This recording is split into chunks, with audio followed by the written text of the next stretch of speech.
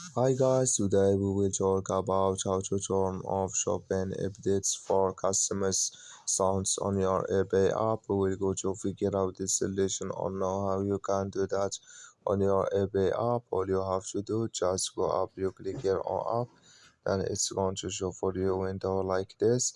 And you just go down here, then you click here on settings, you will click here on settings, then you come to next window here, then you just click here on notifications, and you come to a notifications window here, and you just go down here, then you come here to shopping updates for customers sounds. You will click here on shopping updates, and you come to next window here, and you just click here on this mark or this color show notifications, and like you say, show notifications is on off now, or shopping updates it's on off now.